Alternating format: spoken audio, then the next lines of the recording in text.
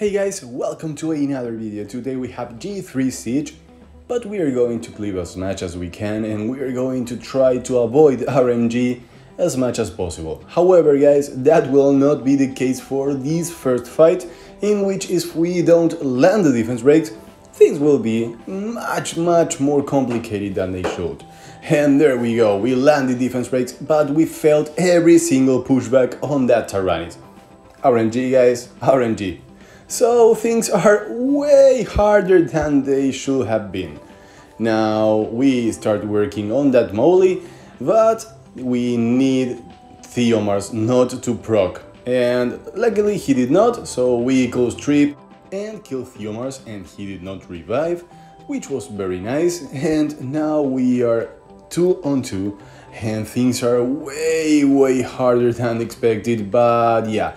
Now it's 2 on 1 against Taranys, but still we're not safe, cause that thing has violent runes and it has the potential to do a ton of nasty things. Like this one, for instance, he provoked, and now we have to kill Theomars as soon as we can, but here, since they have defense buff, I think that boosting will be the best choice. And we can push them back with our Champong now that they don't have the Molly for us to glance. And finally we actually killed the first life of that Taranys, but as you could see guys, we weren't able to reset him. That's why he actually revived. So for the second fight we are going for a safe team against this Nana and Savannah defense, which they have a lot of guys. This siege will get us facing a ton of Nana and Savannah defenses. And they are annoying, they are nasty, but with this kind of comp, they need a ton of RNG in order to win this, guys. And there we go, we are almost dismounting the Savannah, and as you can see guys, we're going to lower the HP of one of those units, and then we have to bypass the passive of Nana, but yeah, it should not be a big problem guys.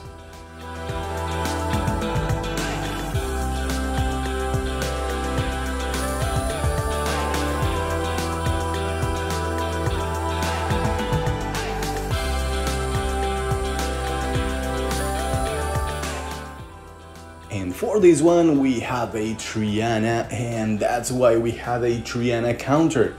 And this is sort of similar to facing the MST defense, you know guys, they have Dark, they have Fire, and they have Triana. So we are gonna destroy that Fae first, and after killing Fae we are going to focus on that Carcano. However, the Carcano has a huge killing potential here guys. He can destroy my MST, but yeah, it's a price we should pay. And after we kill Carcano, if we are left with Mihyang and Bulldozer, we should be fine. That Triana should not be able to kill both Mihyang and my Bulldozer unless she sleeps my Mihyang all the time. Yeah, it could happen, but yeah, let's hope it does not. And there you go, Carcano destroying my MST as predicted, but we can get rid of Carcano now, and now we're facing Triana 2 on 1.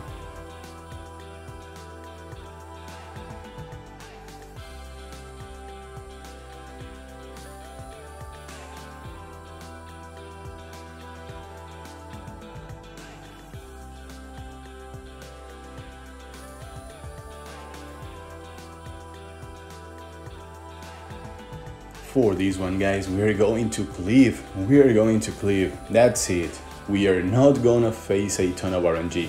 Even though it's another Nana and Savannah, yeah, we're gonna face a lot of these. This time around, RNG will not be a part of the game unless there are Nemesis runes involved, in which case I may end up losing, but that was not the case. There you go, we destroyed that. And now we have to pray for that thing not to kill my bastard, which she did not, luckily, and luckily that Nana derped as well. And against this one we're gonna go for a tanky team, and we are gonna try to defense break with my Joltan and then kill with my Ashir, which is built on violent and very high damage. But you know guys, things will not go according to plan, of course, because that Liu Mei focused on my Joltan with her attack bar absorbing skill, and therefore we will not be able to defense rate before, and therefore our shear will be, will not be tuned to our Jewel 10 for the full fight, and we will be destroyed if they take a million turns. And guys, that is exactly what will happen, 3 turns in a row, 4 turns in a row, doesn't matter much, guys. We have a damage punch for that Liu Mei. She will end up killing herself against my Jewel 10, but it's almost impossible to actually deal any damage to them, since we are not tuned from the go. That's the first time that I could land a defense break and land a third skill of a shear this whole match, and there Liu Mei killed herself on her own procs against my Jewel 10. But that was damage enough for them to defense break and to end up killing Jewel 10, so I don't have a defense break anymore, so this fight is lost, guys. And now we're facing yet another Nana and Savannah defense, guys. What can I say? They stacked these defenses. Well, it worked, guys. Of course, we lost this war. So for this one, we're going to cleave. I don't want any trouble. And we did not kill anything, but luckily my main ninja was fast enough to actually outspeed that full team and clean up the mess I had left. And I was so lucky that Savannah didn't actually kill and proc a lot. So yeah, this was not the safest route to go, guys. So yeah, keep that in mind. They are building those things Lucian proof. And we're gonna Lucian again. Of course we are, guys. This time around we're gonna double cleave and we're gonna pray to get at least 1 attack buff. And of course we get 2 defense buffs. So now we have to try to kill them. And it worked. It worked, guys. So now we're praying for that Savannah not to kill my Julie, and luckily that Savannah was not on damage. So we destroy Nana and we destroy Savannah. That's really cool, guys. That's really cool. And for this one we're gonna use a very nice comp, my lovely comp that I used to run on defense with my own Savannah, with Mimir and with my light dark girl. So Laura will be actually stripping, but in this case she will not, because they don't have any will, guys. They don't have any will runes. Therefore we can stun, and now we push back with Savannah. We have the speed lead, so we are more likely to outspeed, and we don't land a single defense rig. We don't land a single defense rig. That's really bad. However, I want that thing stunned for 2 turns, because I don't want the despair stuns and I don't want the strips. So now we use the third skill of our Laura. We have the defense buff in case they defense break, which they do, of course. They land them, I don't, that's fine. And now we can start working on whatever we want, guys, on whatever we want. In this case, we decided to go for the Nana with that branding, but yeah. And I land the sleep, which is amazing. So now I can use the second skill again, get the stun, and of course the proc, that's okay. It will have been 2 turns instead of 1, so yeah, that's fine.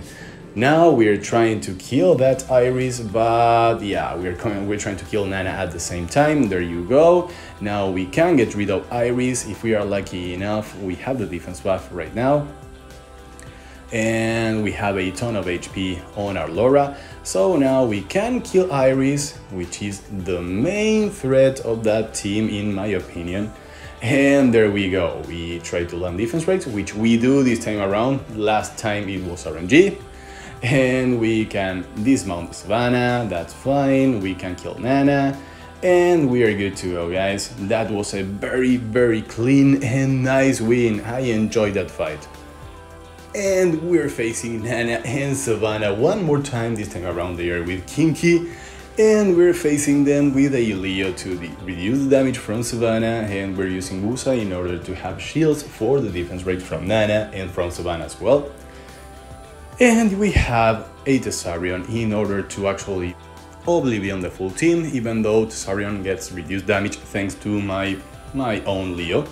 But it's fine, Leo can be the damage dealer here, and of course we have the second skill of that lovely Wusa. And there you go, that's 1 inch from dying, and now we could time that Oblivion perfectly fine. Guys, I couldn't have done it any better, guys. I couldn't have done it any better. That was perfect. Perfect. Completely awesome, guys. Things don't happen that way all the time. And now we Oblivioned the full team. Of course, we have accuracy leader. That's why I went for accuracy instead of going for resistance, guys. I needed my Thessarion to land the things that I want to land, which are the Oblivions. Remember that Thessarion lands Oblivion even if he glances. So that's an 85% chance of landing that Oblivion thanks to my accuracy leader. So yeah, all in all, guys, things should go well, they should not fail. And now I'm not going for the Kinki because I want to Oblivion Nana. There you go, now I can kill Kinki whenever I want. And yeah, I could not with that attack, but he will not be absorbing HP because of my shield. And the next attack should kill Kinki, and we're good to go, guys. We could even press auto if we wanted, but we will not. We will keep this as safe as it was. And guys, this was one of the most amazing RNG fights that I had. Actually, not because of the quantity of RNG, but because of how things landed perfectly on each single turn. And there we go, guys. We have another cliff, and you will see the result of this fight will not be good. However, guys, because of this, I decided to change my light ninjas. I decided to give them better runes, and now they are even faster, and what will happen here will not happen to me again. There you go, guys. You see? That Vigor with a lower speed lead outsped my light ninja. That will not be happening to me again unless I'm facing a crazy plus 170 Vigor on violent runes, which is very possible, maybe 175, because my light ninja will be plus 175 or plus 180 from now on. I know Vigor has a very high base speed, but I have a higher speed leader as well, so I don't want this to happen to me again. If I was able to actually kill that Vigor with my ninja, I would have won that. So there you go, guys, we got third, but congratulations to myself on being the MVP anyways with my 8 wins, and this was an amazing trophy box, guys, which I think I deserve. So guys, I really hope you enjoyed this. If you did, please leave a thumbs up, leave a comment, maybe consider subscribing, and if you really enjoyed this one, you have the thank you button in the description of the video. I would really appreciate it, guys. So thanks again, and see you in the next one. Bye bye.